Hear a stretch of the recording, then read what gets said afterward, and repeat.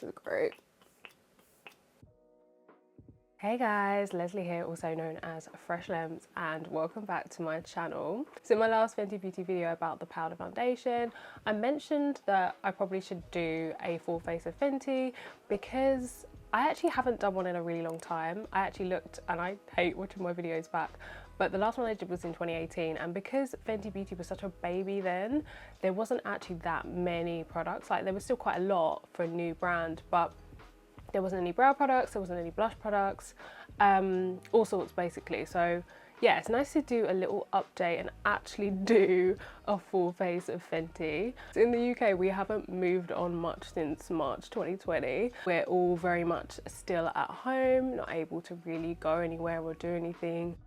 So I'm not really dressing up. I am still wearing makeup. I'm not wearing loads of it, but I thought I would share like a typical everyday what I would wear. So I can come back and do a more glam look at a later stage, but genuinely I'm not really wearing glam looks that much. If you want to see something more glam, let me know. So we're just going to jump into me applying the makeup. Cue voiceover. So starting with Fenty Skin, as I thought, why not include this to prep my face? So I use the Total Cleanser. I love the packaging, love how it twists open.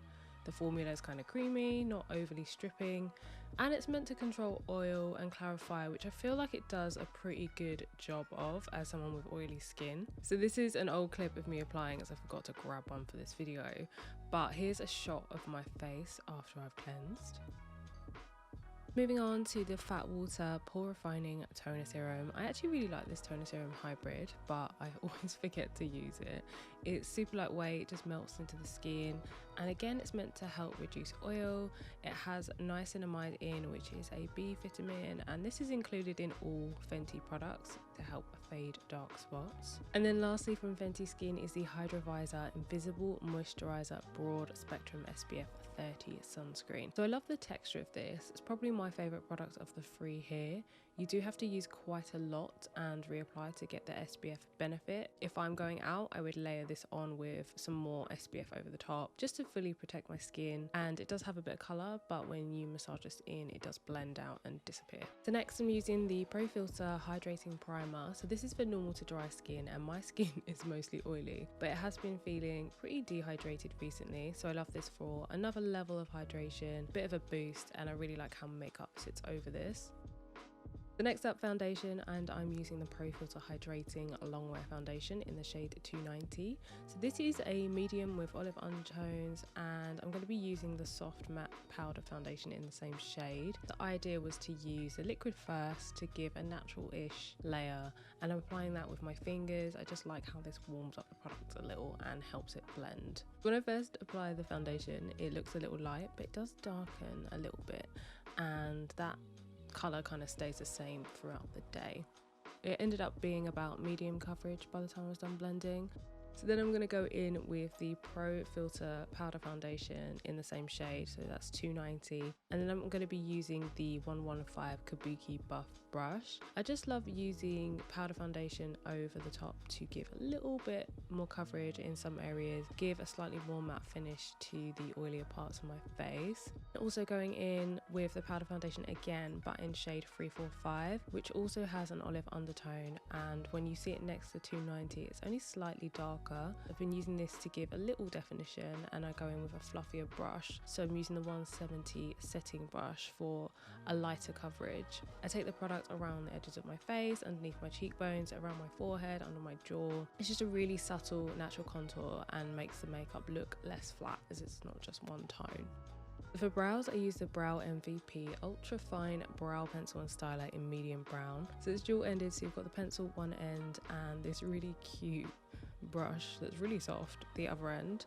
So I usually just fill it in lightly. This shade is a sort of softer, warmer brown, so it's probably too light for me, but I prefer using a lighter shade because if I use a darker one, it just ends up looking really harsh on my skin tone.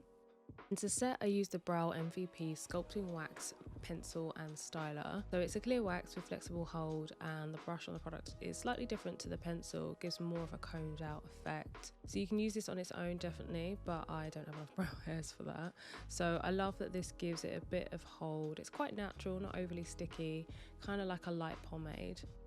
Next up is blush, and this is the Cheeks Out Freestyle Cream Blush in Summertime Wine. So this shade is really pretty and pigmented but shears out super easily, so I literally just dab a little on the cheek and blend that out. So I wanted a bit of colour but not too much. So I love a highlight, so I'm going in with the Killawatt Freestyle Highlighter Duo in the shade Me Money and Hustler Baby with the Cheek Hugging Highlight Brush in 120. So these are both champagne shades, one sheen, one shimmer. I usually just use Hustler Baby, which is the shimmery shade, and I put this on the tops of my cheekbones, underneath the brow bone. I felt like it wasn't picking up on camera, but in person this is super glowy. So next, Full Frontal Volume Lift and Curl Mascara. I've never actually used this before. It was a sample that I had, so I thought let me apply it for this video. First impressions, I don't really like big brushes in general on mascaras. I have small eyes, so it ends up getting everywhere. But I do like that this brush doesn't seem to pick up too much product. I don't know if it was because it was a sample, but I didn't find the formula too clumpy or thick. My lashes had like a nice coating on them in like a natural way. It's not super lengthening, but I do like the more natural look in general, if you guys hadn't guessed already. And for lip, I used the Gloss Bomb Cream Colour Drip Lip Cream in the shade Mauve Wives. So this is a rosy mauve, really pretty. Talked about these a lot in my previous video, so I won't talk too much about that here, but very nice shade.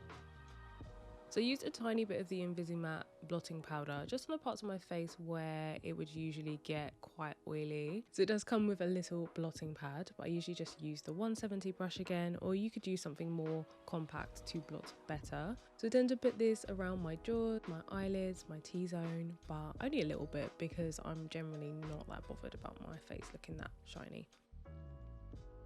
And then to finish it all off, I went in with the What It Do Makeup Refreshing Spray. So I just love a makeup spray in general. And the mist on this is very fine. It's very satisfying. So that's my makeup finished. I turned the lights down so you can see it a little bit better. Natural vibes as always. And this is generally how I do my makeup day to day. So thanks for watching, guys. Hopefully this wasn't too simple for you, but like I said, if you want something more glam, let me know. I can do that at a later stage. There's so many products that I didn't use that I could have used for this video. Do use more than just Fenty Beauty. So if there are other brands that you want to see a full face of, let me know, and I'll see you again soon. Thanks for watching, guys. Bye.